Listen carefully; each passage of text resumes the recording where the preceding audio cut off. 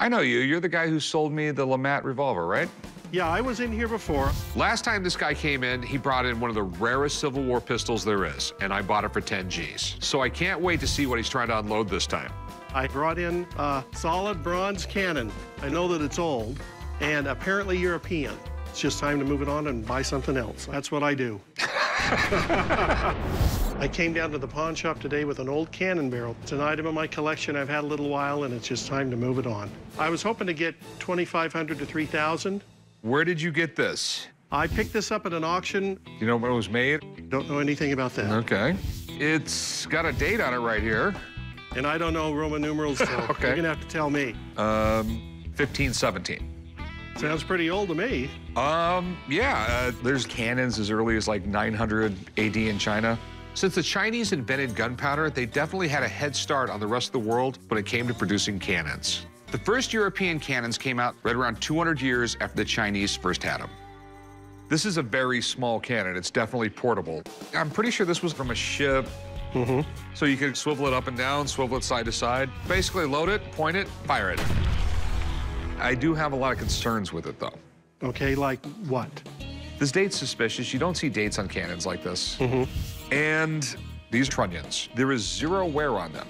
So if this was on a ship, there'd be some wear. Let me get someone to look at it, knows a little bit more than I do. All right, we'll do it.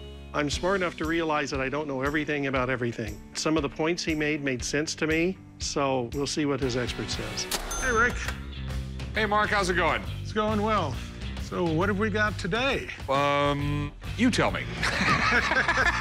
You guys normally call me down here if they have an historical artifact that they want a little bit more history on. Given that it's in bronze, it would have been a naval cannon. The symbol here looks to be Spanish. The Spanish had a lot of need for cannon because they were in Mexico, they were in South America. They were noted for a lot of their early cannon. Cannons in the early days were important parts of your defense and your offensive capability as a country. So what concerns do you have about the piece? Is it real? One of the things you want to look at is what is the thickness at this end. If this is very thin, this was never used. Do you have something that we can check the length of the bore? Yeah.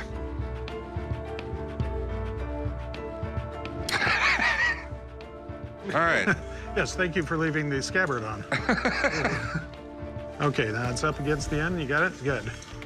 Let's check the length here. This is rather thin. This gives me pause. Plus, these images are wrong. These are not 16th century images. And the trunnions were always cast into the cannon. They were never applied to the cannon afterwards.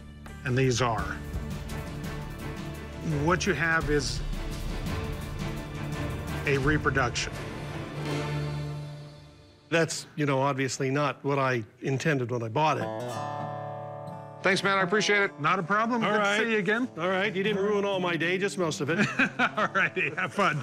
It was made to be a decorative item, sort of like having a nice picture on the wall or something like this. You can have a nice cannon in your living room. Well, you do have a pretty garden piece. So I guess, unfortunately, we're not going to be able to make a deal. All right, well, appreciate it. Have a nice day. You bet. I've been buying and selling this stuff for a long time. I've made enormous hits, and I've had some pretty dramatic losses. I find it better just to move on.